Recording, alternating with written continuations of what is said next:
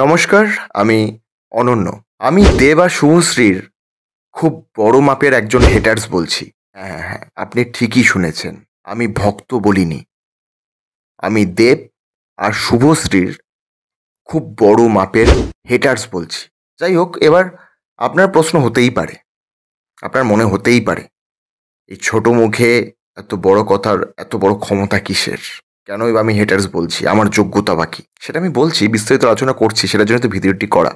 এই ভিডিওটি বানানো সেটির জন্যই। তো এই গোটা ওয়েস্ট বেঙ্গল জুড়ে, শুধু ওয়েস্ট বেঙ্গল কেন বলছি, গোটা অল ওভার ইন্ডিয়া, বিদেশেও যারা প্রবাসী বাঙালি রয়েছে, যারা দেব ভক্ত, যারা শুভশ্রী ভক্ত, এবং যারা দেব শুভশ্রী এই যুগলবন্দিটার ভক্ত, দুজনের সিনেমা দেখে, এবং তারা কেনই বা ভক্ত হবে না? তাদের অ্যাক্টিং সেন্স, তাদের প্রেজেন্টেশন, দেব এন্টারটেনমেন্ট ভেঞ্চার্সের নিজের যে প্রডিউসের কাজগুলো বা নিজের এন্টারটেনমেন্ট ভেঞ্চার্সের আহ, যে সকল কাজগুলো দেব প্রেজেন্ট করেছে এক একটা চরিত্রে, অপর দিক থেকে শুভশ্রী গাঙ্গুলিও তার চরিত্রে যে অভিনয়গুলো দিয়েছে, ইন্দুবালা ভাটের রোল থেকে শুরু করে এক্সেট্রা এক্সেট্রা। তো এই কথা বলা প্রসঙ্গে আমি একটা কথা বলি। গত কিছুদিন আগে আমি একটা ভিডিও বানিয়েছিলাম, যেখানে দেব আর শুভশ্রী একসাথে একটি মঞ্চে, এবং এই যে নিচে আমি ডিসপ্লে করাচ্ছি, এই যে এই ভিডিওটাই বানিয়েছিলাম, এবং সকলের ভালোবাসায় তোমরা এখানে 30,000-এর উপরে ভিউজ দিয়েছো, অনেকজন কমেন্ট করেছো, তার জন্য ধন্যবাদ।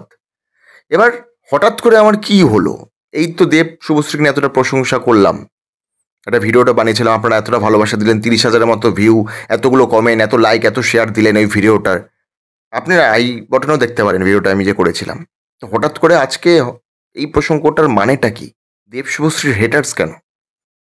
একটা কথা বলি, দেব শুভশ্রীর এই যে সিচুয়েশনশিপটা, বা তারা যে অবস্থায় বিলং করছে, বা তাদের সাথে যেগুলো যেগুলো হয়েছিল, গোটা বাংলার সকল যারা সিনেমা প্রেমী তারা সবাই জানে, সবাই বিষয়টা জানে।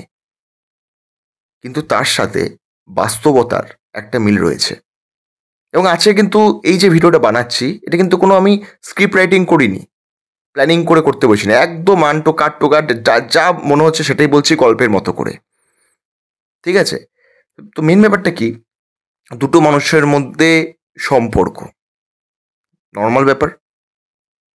তো সম্পর্ক, তার সাথে বাস্তবতা, এটা নিয়েই। কেননা দেব শুভশ্রী একটা আইডল, একটা মুখ, ওটা বাংলার, এবং তাদের যুগলবন্দিটা, মানে সেটা আমি আর কি বলবো, সবাই জানে। দেব এখনো যা উপহার দিয়ে যাচ্ছে, বা শুভশ্রী এখনো তার অ্যাক্টিং শেষ দিয়ে, বা যেসব সিনেমাগুলোতে সে চুজ করে যাচ্ছে, তার বিভিন্ন চরিত্রে সে প্রেজেন্টেশন করছে নিজেকে, সেটা আমি আর কি বলবো, গোটা বাংলা দেখছে।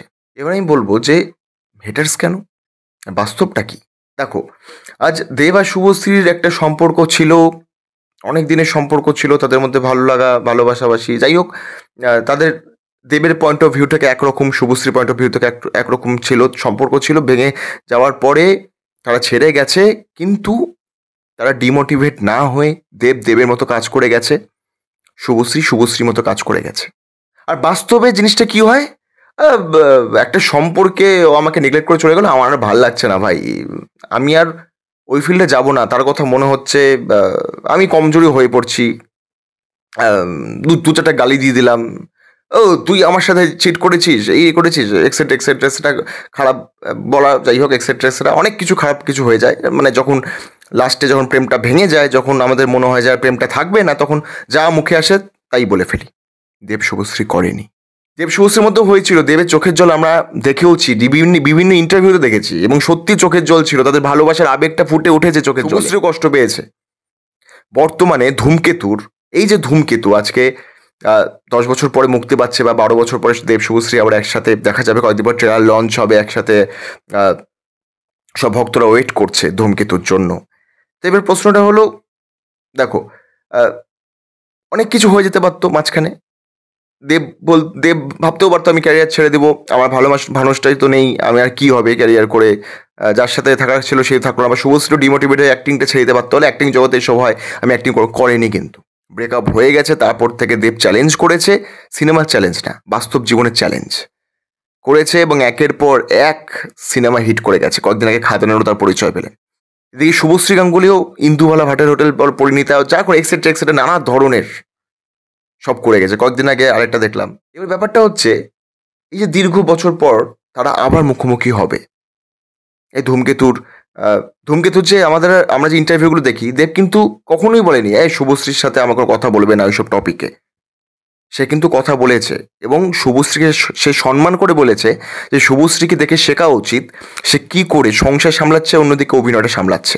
দেব কিন্তু একদম উল্টোপাল্টা কথা বলে, নেগেটিভ কিছু বলেনি। আপনারা প্রমাণ পেয়ে যাবেন। শুভশ্রী কিন্তু বলেনি কই আমরা তো বলিনি আমরা একসাথে হব না বা একসাথে কাজ করবো না, বলিনি তো।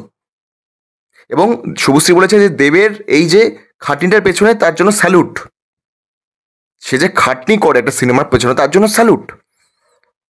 তার মানে কি দুজনের মধ্যে কিন্তু আন্ডারস্ট্যান্ডিং আছে, মিউচুয়াল আন্ডারস্ট্যান্ডিং আছে। ব্রেকআপটাও কিন্তু আন্ডারস্ট্যান্ডিং হিসাবে, ওরকম ছাপ্পি ব্রেকআপ না যে এমন ব্রেকআপ করলাম যে 5-6 বছর বা 10 বছর পরে মুখই দেখাতে পাচ্ছি না, এমন কিছু করে বসলাম না কিন্তু।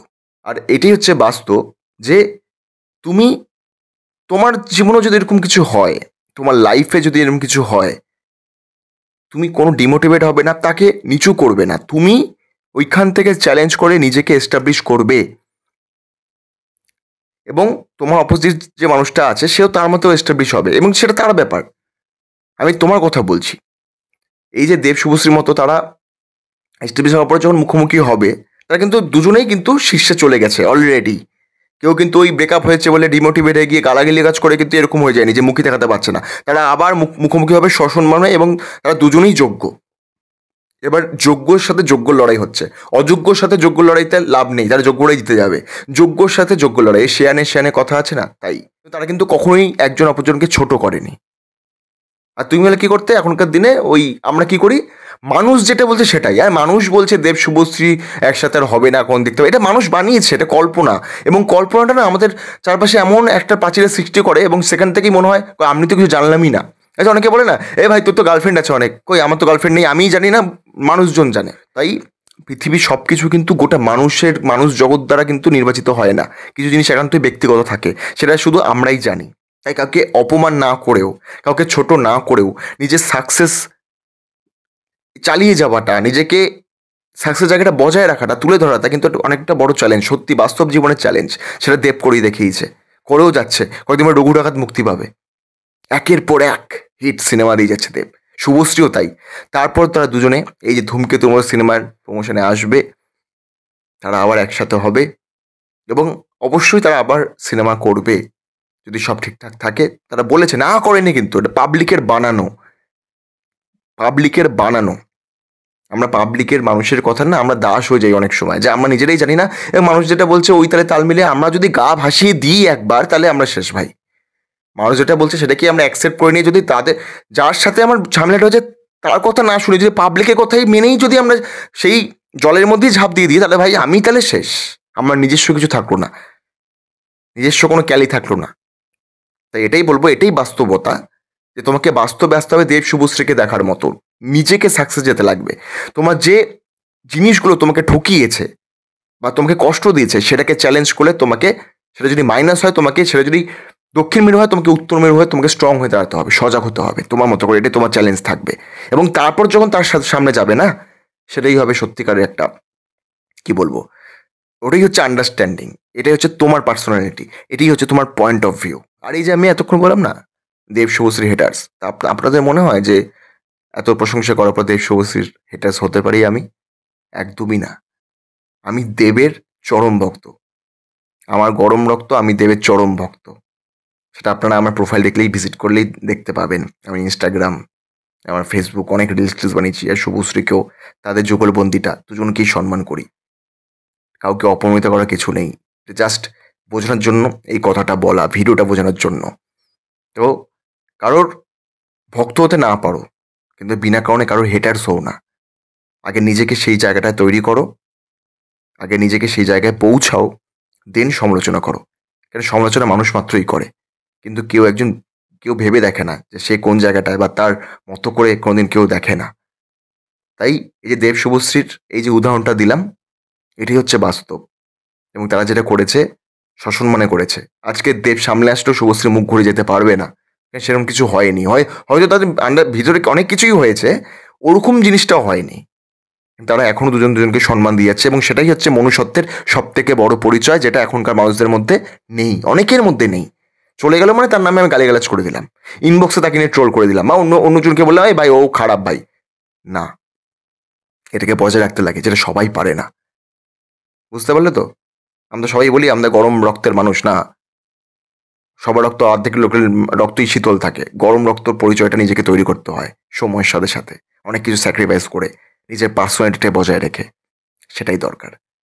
তো এই ছিল আজকের ভিডিও। ধূমকেতু আসছে, আমরা ওয়েট করবো 14ই আগস্ট অবশ্যই। তার আগে ট্রেলার লঞ্চ আছে।